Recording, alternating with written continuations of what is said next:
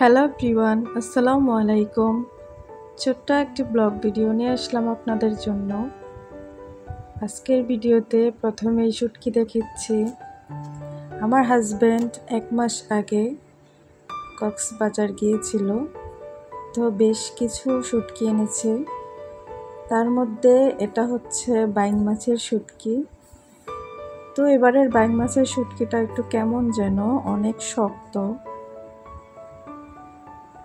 তো আমার কাছে এবারে শুটকিটা ভালো লাগেনি। এর আগের বার দু একবার যে শুটকিগুলা খেয়েছি ওটি অনেক মজার ছিল।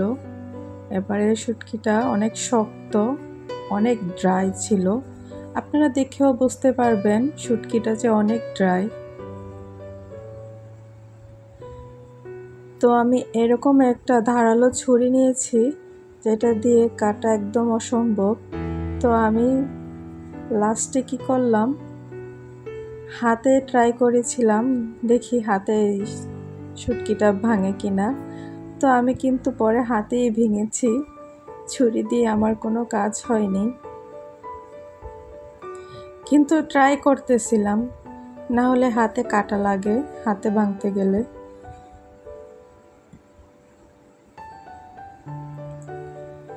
তো আজকে আমি সেহরির জন্য একটু শুটকি রান্না করব, সামান্য একটু শুটকি।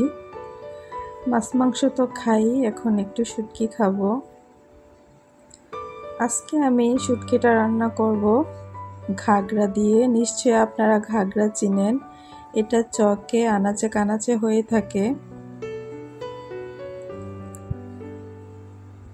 এটার সাথে আমরা ছোটবেলা থেকেই পরিচিত। এই ঘাগরার মধ্যে একটা কাটালো একটা ফল থাকতো, ওইটা নিয়ে দুষ্টামানি করতাম, মাথায় দিতাম।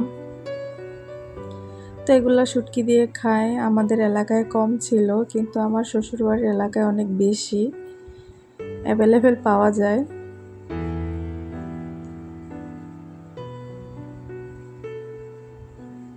তো রান্নায় চলে আসলাম। আমি সামান্য একটু পেঁয়াজ কুচি দিয়েছি।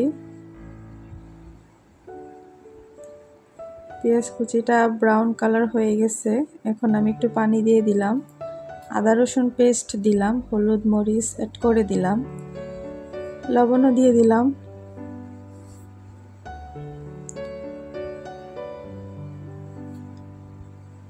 একটু ভালো করে কষাবো।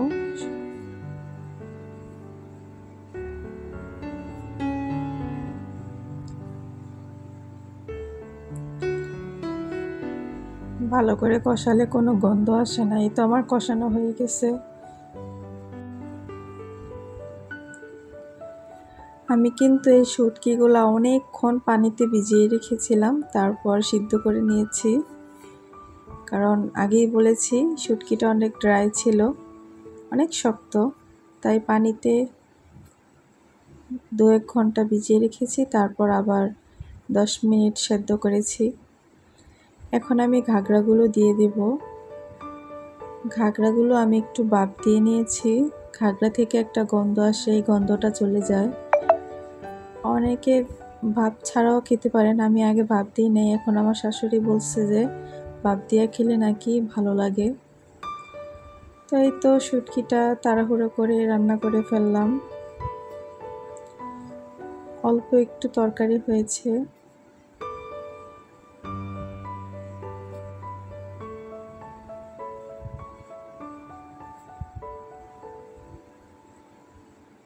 তো অফ ক্যামেরায় সব কিছু তৈরি করে নিলাম। ইফতারি, আলুর চপ, পেঁয়াজু, বুট আর অন্য সব তরকারি ছিল, ওগুলোও রান্না করে নিলাম। তো আমি সবার প্লেটে দিয়ে দিচ্ছি। সবার বাটিতে দেওয়া হয়ে গেলে শরবতগুলো ঢেলে দেব। এখন আমাদের 3টায় বাড়তে হয়, আগে আমরা 7টায় বেড়েছি, 6-7টা বলে, যখন আমরা সবাই একসাথে খেতাম, একসাথে থাকতাম।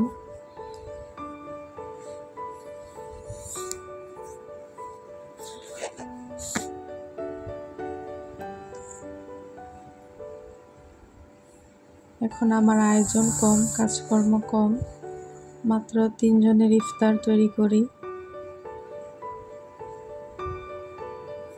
তার মধ্যে আমি আবার খুবই কম খাই, এমনি আমার গ্যাস্ট্রিকের সমস্যা।